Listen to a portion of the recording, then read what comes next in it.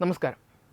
പശ്ചിമേഷ്യയിൽ ഇസ്രയേലും ഇറാനും തമ്മിലുള്ള യുദ്ധ സാഹചര്യം ആഗോളതലത്തിൽ വലിയ ആശങ്കകൾ സൃഷ്ടിക്കുമ്പോഴും ഇന്ത്യൻ ഉപഭൂഖണ്ഡത്തിലെ സുരക്ഷാ മുൻഗണനകളിൽ മാറ്റം വരുത്തുന്ന ചില നിർണായകമായ സംഭവ വികാസങ്ങൾ പാകിസ്ഥാനിൽ നിന്ന് പുറത്തു വരുന്നുണ്ട്.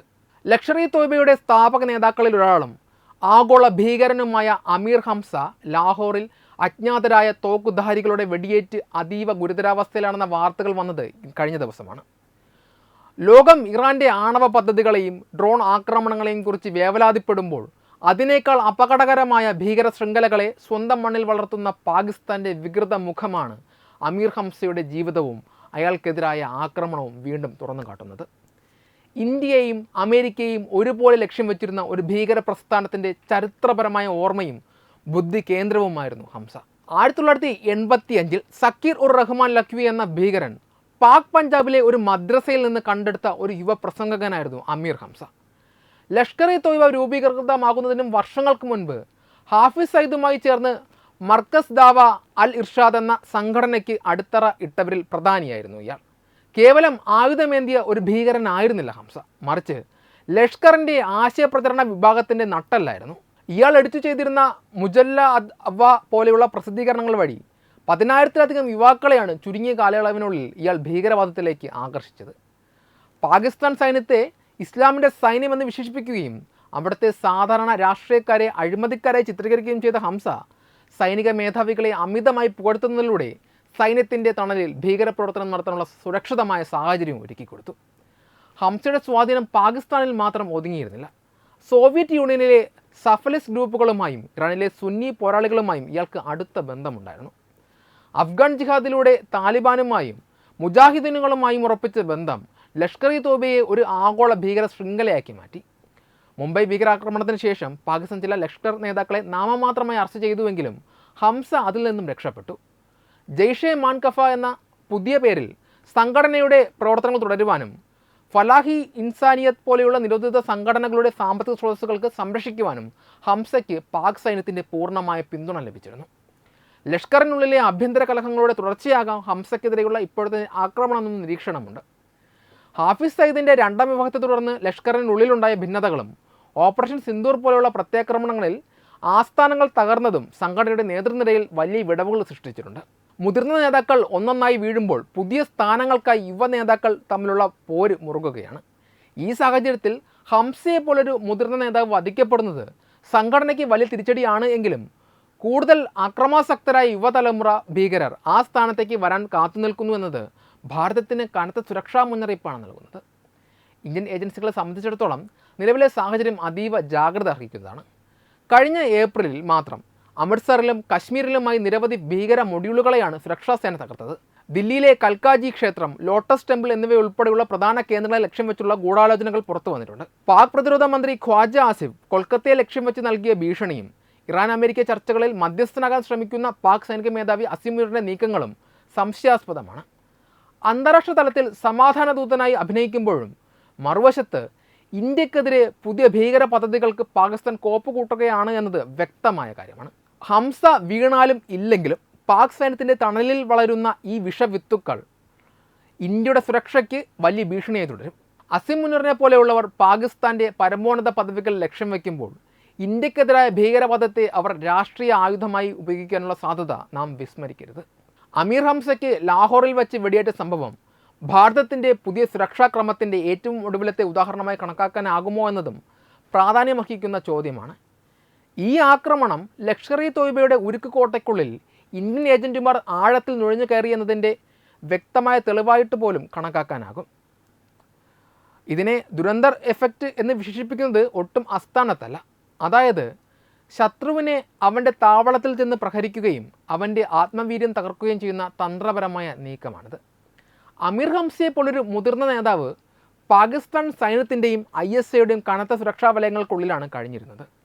എന്നിട്ടും ജനസാന്ദ്രതയേറിയ ലാഹോറിലെ തെരുവുകളിൽ വെച്ച് അയാൾ ആക്രമിക്കപ്പെട്ടു എന്നത് ലഷ്കറിൻ്റെ സുരക്ഷാ സംവിധാനങ്ങളിൽ ഉണ്ടായ വൻ വിള്ളലിനെയാണ് കാണിക്കുന്നത്. ഇത്തരമൊരു കൃത്യം നിർവഹിക്കണമെങ്കിൽ ആ സംഘടനയുടെ പ്രവർത്തനങ്ങളെക്കുറിച്ചും നേതാക്കളുടെ സഞ്ചാര പദങ്ങളെക്കുറിച്ചും കൃത്യമായ അറിവുള്ളവർ ഉള്ളിൽ ഉണ്ടായിരിക്കണം. കഴിഞ്ഞ ഒരു വർഷത്തിനിടെ പാകിസ്ഥാനിൽ കൊല്ലപ്പെട്ട ഭീകര നേതാക്കളുടെ പട്ടിക പരിശോധിച്ചാൽ ഇതൊരു യാദൃശ്ചികമായ സംഭവമല്ലെന്ന് മനസ്സിലാക്കാം. പരംജിത് സിംഗ് പഞ്ച്വാർ, റിയാസ് അഹമ്മദ്, ഷാഹിദ് ലത്തീഫ് തുടങ്ങിയ ഭീകരർ കൊല്ലപ്പെട്ട രീതികൾക്കെല്ലാം സമാനമായ സ്വഭാവമുണ്ട്. അജ്ഞാതരായ വ്യക്തികൾ വരുന്നു, കൃത്യം നിർവഹിക്കുന്നു, ഒരു തെളിവും അവശേഷിപ്പിക്കാതെ അപ്രത്യക്ഷരാകുന്നു. ഇത് ഇന്ത്യൻ ഏജൻസികളുടെ നയതന്ത്രപരമായ കരുത്തും ശത്രുപാളയത്തിലെ നുഴഞ്ഞുകയറ്റ ശേഷിയും വർദ്ധിച്ചുവെന്ന പാകിസ്ഥാൻ്റെ ഭീതിയെ ശരിവെക്കുന്നതാണ്. ഈ പുതിയ സാഹചര്യത്തെ വിലയിരുത്തുമ്പോൾ ദുരന്തർ എഫക്റ്റ് എന്ന പ്രയോഗത്തിന് വലിയ പ്രസക്തിയുണ്ട്. ശത്രുവിനെ ശാരീരികമായി ഇല്ലാതാക്കുന്നതോടൊപ്പം തന്നെ അയാളുടെ അനുയായികളിൽ കടുത്ത ഭീതിയും അവിശ്വാസവും വിതയ്ക്കുക എന്നതാണ് ഇതിൻ്റെ ലക്ഷ്യം. അമീർ ഹംസയെ പോലെയുള്ള ഒരാൾ ആക്രമിക്കപ്പെടുമ്പോൾ ലഷ്കറിനുള്ളിലെ മറ്റു നേതാക്കൾ പരസ്പരം സംശയിക്കാൻ തുടങ്ങുന്നു. ഇത് തങ്ങളുടെ ഇടയിൽ തന്നെ ചാരന്മാരുണ്ടെന്ന ചിന്ത അവരെ മാനസികമായി തളർത്തുവാനും ആരംഭിക്കും. ഇത് സംഘടനയ്ക്കുള്ളിൽ ആഭ്യന്തര കലഹങ്ങൾക്കും പിളർപ്പുകൾക്കും കാരണമാകും. ഇന്ത്യ മുൻപ് സ്വീകരിച്ചിരുന്ന പ്രതിരോധ തന്ത്രങ്ങളിൽ നിന്ന് മാറി ശത്രുവിൻ്റെ പ്രഭവ കേന്ദ്രത്തിൽ തന്നെ പ്രത്യാക്രമണം നടത്തുന്ന പ്രോ ആക്റ്റീവ് സമീപനമാണ് ഇവിടെ ദൃശ്യമാകുന്നത്. ശത്രുവിൻ്റെ തന്ത്രങ്ങളെ മുൻകൂട്ടി കാണുകയും അവരെ നിശബ്ദമാക്കുകയും ചെയ്യുന്ന ഈ രീതി പാകിസ്ഥാൻ്റെ ഭീകരവാദ ഫാക്ടറികളുടെ പ്രവർത്തനങ്ങളെ തടസ്സപ്പെടുത്തുന്നതിൽ വലിയ വിജയം കാണുന്നുണ്ട്. ഭാരതത്തിൻ്റെ ഈ പുതിയ സുരക്ഷാ നയം പാകിസ്ഥാൻ സൈന്യത്തെയും ISAയെയും കടുത്ത പ്രതിസന്ധിയിലാക്കിയിരിക്കുകയാണ്. തങ്ങൾ സംരക്ഷിച്ചു പോരുന്ന ഭീകരരെ തങ്ങളുടെ മൂക്കിന് താഴെ വെച്ച് ആരെങ്കിലും വധിക്കുന്നുവെങ്കിൽ അത് പാക് ഭരണകൂടത്തിൻ്റെ പരാജയമാണ്. ഇത് അന്താരാഷ്ട്ര തലത്തിൽ പാകിസ്ഥാൻ്റെ സുരക്ഷാ വീഴ്ചയായി വ്യാഖ്യാനിക്കപ്പെടുന്നു. അതേസമയം ഇന്ത്യ ഈ ആരോപണങ്ങളെല്ലാം തള്ളിക്കളയുകയാണ് ചെയ്യുന്നത്. പാകിസ്ഥാനിലെ ആഭ്യന്തര തർക്കങ്ങളും ലഷ്കർ നേതാക്കൾക്കിടയിലെ പടലപ്പിണക്കങ്ങളുമാണ് ഇത്തരം ആക്രമണങ്ങൾക്ക് പിന്നിലെന്ന് ഇന്ത്യ വാദിക്കുന്നു. എന്നാൽ ലഷ്കറിനുള്ളിലെ വിവരങ്ങൾ ചോർത്താനും വധശിക്ഷ നടപ്പാക്കാനും ആവശ്യമായ പ്രാദേശിക സഹായം ഉറപ്പാക്കാനും ഇന്ത്യൻ ഏജന്റുമാർക്ക് സാധിക്കുന്നുണ്ടെങ്കിൽ അത് ഇന്ത്യൻ സ്റ്റാർ സംഘടനകളുടെ ചരിത്രപരമായ നേട്ടം തന്നെയാണ്. ശത്രുവിൻ്റെ മണ്ണിൽ ശത്രുവിനെതിരെ പൊരുതുക എന്ന തന്ത്രം ഫലപ്രദമായി നടപ്പിലാക്കപ്പെടുന്നു. ചുരുക്കത്തിൽ അമീർ ഹംസയ്ക്ക് നേരെയുള്ള വധശ്രമം ഭീകരവാദത്തിനെതിരെയുള്ള പോരാട്ടത്തിൽ ഭാരതം കൈവരിച്ച പുതിയൊരു മേൽക്കോയ്മയുടെ അടയാളമാണ്. ഭീകരതയെ അതിൻ്റെ വേരുകളിൽ തന്നെ അറുത്തുമാറ്റുവാൻ ഇന്ത്യ തയ്യാറാണെന്ന സന്ദേശം ഇതിലൂടെ ലോകത്തിന് ലഭിക്കുന്നു. ദുരന്തർ ഇഫക്റ്റ് പാകിസ്ഥാനിലെ ഭീകരവാദ കേന്ദ്രങ്ങളിൽ ഭീതിയുടെ നിഴൽ പടർത്തി കഴിഞ്ഞു. സുരക്ഷിത താവളങ്ങളെന്ന് അവർ കരുതിയിരുന്ന ഇടങ്ങൾ ഇന്ന് മരണക്കെണികളായി മാറിക്കൊണ്ടിരിക്കുന്നു. ലഷ്കർ ഇ തോയ്ബയ്ക്കുള്ളിൽ സംഭവിച്ച നുഴഞ്ഞുകയറ്റം ആ സംഘടനയുടെ അന്ത്യത്തിൻ്റെ തുടക്കമാകാം. അതിർത്തി കടന്നുള്ള ഭീകരതയ്ക്ക് അതേ നാണയത്തിൽ മറുപടി നൽകുന്ന ഈ പുതിയ ഇന്ത്യ ശത്രുവിൻ്റെ ഓരോ ചലനവും നിരീക്ഷിക്കുന്നുണ്ടെന്നും കൃത്യമായ സമയത്ത് പ്രഹരിക്കുമെന്നും തെളിയിച്ചുകൊണ്ടിരിക്കുന്നു. സമാധാനകാംക്ഷിയായ ഭാരതം തൻ്റെ സുരക്ഷയുടെ കാര്യത്തിൽ ഒട്ടും വിട്ടുവീഴ്ച ചെയ്യില്ലെന്ന ഉറച്ച പ്രഖ്യാപനമാണ് ലാഹോറിൽ നിന്ന് മുഴങ്ങുന്ന വെടിയൊച്ചകൾ. ഭാരതത്തിൻ്റെ ആഭ്യന്തര സുരക്ഷയെ പതിറ്റാണ്ടുകളായി വെല്ലുവിളിച്ചുകൊണ്ടിരിക്കുന്ന അതിർത്തി കടന്നുള്ള ഭീകരവാദത്തിൻ്റെ ചരിത്രത്തിൽ അമീർ ഹംസ എന്ന പേര് അതീവ പ്രാധാന്യമുള്ളതായിരുന്നു. ലഷ്കർ ഇ തോയ്ബയുടെ സ്ഥാപക നേതാക്കളിൽ ഒരാളും ആ സംഘടനയുടെ ആശയപരമായ അടിത്തറ വ്യക്തിയുമായ ഹംസ കൊല്ലപ്പെടുന്നത് ഭീകരവാദ വിരുദ്ധ പോരാട്ടത്തിൽ ഭാരതം കൈവരിക്കുന്ന വലിയൊരു തന്ത്രപരമായ നേട്ടമായിരിക്കും. കേവലം ഒരു ഭീകരവാദി ഇല്ലാതാകുന്നു എന്നതിനപ്പുറം ഭാരതത്തിനെതിരെയുള്ള വിഷലിപ്തമായ പ്രചാരണങ്ങളുടെയും ആസൂത്രണങ്ങളുടെയും വലിയൊരു അധ്യായമാണ് ഇതിലൂടെ അവസാനിക്കാൻ പോകുന്നത്. ഹംസയുടെ അന്ത്യം സംഭവിക്കുകയാണെങ്കിൽ ഭാരതത്തിൻ്റെ സുരക്ഷാ ഭൂപടത്തിൽ വരുത്തുന്ന ഗുണപരമായ മാറ്റങ്ങൾ ആഴത്തിലുള്ള വിശകലനം അർഹിക്കുന്നതാണ്. അമീർ ഹംസയുടെ മരണമുണ്ടാക്കുന്ന ഏറ്റവും വലിയ ആഘാതം ലഷ്കർ ഇ തോയ്ബയുടെ ആശയപരമായ തകർച്ചയായിരിക്കും. ഒരു ഭീകര സംഘടനയ്ക്ക് ആയുധം നൽകുന്നവരെക്കാൾ അപകടകാരികൾ ആ സംഘടനയ്ക്ക് വേണ്ടി യുവാക്കളെ ബ്രെയിൻ വാഷ് നടത്തി റിക്രൂട്ട് ചെയ്യുന്നവരാണ്. ഹംസ അത്തരത്തിൽ ഒരു മികച്ച വാഗ്മിയും എഴുത്തുകാരനുമായിരുന്നു. 10,000-കണക്കിന് യുവാക്കളെ ഇന്ത്യക്കെതിരെ ആയുധമെടുക്കാൻ പ്രേരിപ്പിച്ച അയാളുടെ പ്രസംഗങ്ങളും പ്രസിദ്ധീകരണങ്ങളും ഇല്ലാതാകുന്നത് ഭീകരവാദത്തിലേക്കുള്ള പുതിയ റിക്രൂട്ട്മെൻറ്റുകളെ വലിയ തോതിൽ ബാധിക്കും. ലഷ്കറിൻ്റെ ചരിത്രപരമായ ഓർമ്മ എന്നാണ് ഹംസ അറിയപ്പെട്ടിരുന്നത്. സംഘടനയുടെ തുടക്കം മുതൽ എല്ലാ ഗൂഢാലോചനകളിലും പങ്കാളിയായിരുന്ന ഒരാളുടെ അസാന്നിധ്യം പുതിയ നേതാക്കൾക്ക് അനുഭവ സമ്പത്തിൻ്റെ വലിയൊരു കുറവുണ്ടാക്കും. ഇത് ഭാരതത്തിനെതിരെയുള്ള ആസൂത്രിത നീക്കങ്ങളുടെ വേഗത കുറയ്ക്കാൻ സഹായിക്കും. ലഷ്കർ ഇ തോയ്ബയ്ക്കുള്ളിലെ ആഭ്യന്തര കലഹങ്ങൾ വർദ്ധിപ്പിക്കാൻ ഹംസയുടെ മരണം കാരണമാകും. നിലവിൽ തന്നെ സംഘടനയുടെ നേതൃത്വത്തിനായി വിവിധ ഗ്രൂപ്പുകൾ തമ്മിൽ പാകിസ്ഥാനിൽ തർക്കങ്ങൾ നിലനിൽക്കുന്നുണ്ട്. ഹംസയെ പോലൊരു മുതിർന്ന നേതാവ് ഇല്ലാതാക്കുന്നതോടെ ഈ തർക്കങ്ങൾ തെരുവ് യുദ്ധങ്ങളിലേക്ക് നീങ്ങാൻ സാധ്യതയുണ്ട്. ഒരു ഭീകര സംഘടന ആഭ്യന്തരമായി ദുർബലമാകുമ്പോൾ അവർക്ക് ഭാരതത്തിലേക്ക് ശ്രദ്ധ കേന്ദ്രീകരിക്കാനുള്ള ശേഷി കുറയും. ശത്രുപാളയത്തിലെ ഈ അസ്ഥിരത ഭാരതത്തിന് തങ്ങളുടെ അതിർത്തി സുരക്ഷ കൂടുതൽ ശക്തമാക്കാനും ഭീകര മൊഡ്യൂളുകളെ വേരോടെ പിഴുതെറിയുവാനും സമയം നൽകും. കൂടാതെ പാക് സൈന്യവും ISAയും ഭീകരർക്ക് നൽകി വരുന്ന സംരക്ഷണ വലയത്തിൽ വിള്ളൽ വീണുവെന്ന ബോധ്യം മറ്റ് ഭീകര നേതാക്കളിൽ ഭീതി പടർത്തും. ഇത് അവർക്ക് സുരക്ഷിത താവളങ്ങളിൽ ഒളിച്ചിരുന്ന് ഇന്ത്യക്കെതിരെ പദ്ധതികൾ തയ്യാറാക്കുന്നത് പ്രയാസകരമാക്കും. സാമ്പത്തിക സ്രോതസ്സുകളുടെ തകർച്ചയാണ് ഹംസയുടെ അന്ത്യം വഴി ഭാരതത്തിന് ലഭിക്കുന്ന മറ്റൊരു സുരക്ഷാ നേട്ടം. ലഷ്കർ ഇ തോയ്ബയ്ക്ക് അന്താരാഷ്ട്ര തലത്തിൽ ഫണ്ട് ശേഖരിക്കുന്നതിൽ ഹംസ വഹിച്ച പങ്ക് വളരെ വലുതാണ്. പുതിയ പേരുകളിൽ ചാരിറ്റി സംഘടനകൾ രൂപീകരിച്ച് ഭീകരവാദത്തിനായി പണം കണ്ടെത്താനുള്ള അയാളുടെ മിടുക്ക് പ്രസിദ്ധമാണ്. ഇത്തരം സാമ്പത്തിക ബുദ്ധി കേന്ദ്രങ്ങൾ ഇല്ലാതാകുമ്പോൾ ഭീകരപ്രവർത്തനങ്ങൾക്കുള്ള പണമൊഴുക്ക് തടസ്സപ്പെടും.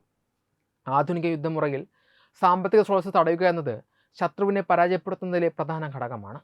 ഹംസയുടെ അന്ത്യത്തോടെ ലഷ്കറിൻ്റെ സാമ്പത്തിക ശൃംഖലകളിൽ ഉണ്ടായേക്കാവുന്ന വിള്ളലുകൾ ഭാരതത്തിൻ്റെ സുരക്ഷാ ഏജൻസികൾക്ക് ഗുണകരമാകും. എങ്കിലും ഹംസ കൊല്ലപ്പെട്ടതുകൊണ്ട് മാത്രം ഭീകരവാദം പൂർണ്ണമായും അവസാനിക്കുമെന്ന് കരുതുന്നത് അതിവായനയാകും. ഹംസയേക്കാൾ അക്രമാസക്തരായ യുവ ഭീകര നേതാക്കൾ ആ സ്ഥാനം ഏറ്റെടുക്കാൻ തയ്യാറായി നിൽക്കുന്നുണ്ടാകാം. പാകിസ്ഥാൻ ഭീകരതയെ ഒരു ഭരണകൂട നയമായി കൊണ്ടു നടക്കുന്നിടത്തോളം കാലം പുതിയ ഹംസമാർ ഉയർന്നു വന്നേക്കാം. അതിനാൽ ഹംസയുടെ അന്ത്യം നൽകുന്ന താൽക്കാലികമായ മേൽക്കൈ ഉപയോഗപ്പെടുത്തി ഭാരതം തങ്ങളുടെ രഹസ്യാന്വേഷണ ശൃംഖലകളും പ്രതിരോധ സംവിധാനങ്ങളും കൂടുതൽ നവീകരിക്കേണ്ടതുണ്ട്. അതിർത്തി കടന്നുള്ള ഡ്രോൺ നീക്കങ്ങളും ഡിജിറ്റൽ ഭീകരവാദവും തടയുന്നതിൽ നാം കൂടുതൽ ജാഗ്രത പുലർത്തണം. ചുരുക്കത്തിൽ അമീർ ഹംസയുടെ അന്ത്യം ഭാരതത്തിന് വലിയൊരു ആശ്വാസം തന്നെയാണ്. ഭീകരതയുടെ ഒരു പ്രധാന ബുദ്ധികേന്ദ്രം ഇല്ലാതാക്കുന്നതിലൂടെ ഇന്ത്യക്കെതിരെയുള്ള ഗൂഢാലോചനകളുടെ ഒരു ശൃംഖല തകരുകയാണ് ചെയ്യുന്നത്. ഇത് സുരക്ഷാ സേനകൾക്ക് വലിയ ആത്മവിശ്വാസം നൽകുന്നതിനോടൊപ്പം തന്നെ ഭീകരർക്ക് ശക്തമായ മുന്നറിയിപ്പ് നൽകുന്നു. ഭാരതത്തിൻ്റെ മണ്ണിൽ ചോര വീഴ്ത്തുന്നവർ എവിടെയായിരുന്നാലും സുരക്ഷിതരല്ലെന്ന സന്ദേശം ഇതിലൂടെ വ്യക്തമാകുന്നു. ഹംസയുടെ മരണം ഭാരതത്തിൻ്റെ അതിർത്തികളെയും ഉൾനാടുകളെയും കൂടുതൽ സുരക്ഷിതമാക്കുന്നതിലേക്കുള്ള സുപ്രധാനമായ ഒരു ചുവടുവയ്പ്പാണ്. ശത്രുവിൻ്റെ ശക്തി കേന്ദ്രങ്ങൾ ഓരോന്നായി തകരുമ്പോൾ ഭാരതത്തിൻ്റെ പരമാധികാരവും അഖണ്ഡതയും കൂടുതൽ സുരക്ഷിതമായിക്കൊണ്ടിരിക്കുന്നു. വെബ് ഡെസ്ക് തത്വമൈ ന്യൂസ്.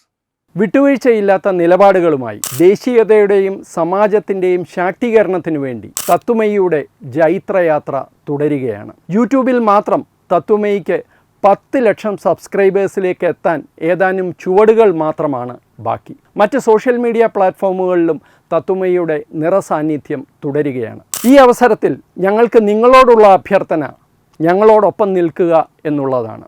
നിങ്ങൾ ഉപയോഗിക്കുന്ന ഏത് സോഷ്യൽ മീഡിയ പ്ലാറ്റ്ഫോം ആണെങ്കിലും ഞങ്ങളുടെ വരിക്കാരാകുക, ഞങ്ങളെ സബ്സ്ക്രൈബ് ചെയ്യുക, നിങ്ങളുടെ സുഹൃത്തുക്കളിലേക്ക് തത്വമയിയുടെ ഈ സന്ദേശം പ്രചരിപ്പിക്കുക. ഞങ്ങളോടൊപ്പം നിൽക്കൂ, രാഷ്ട്രത്തോടൊപ്പം നിൽക്കൂ, ദേശീയതയ്ക്കൊപ്പം സഞ്ചരിക്കൂ.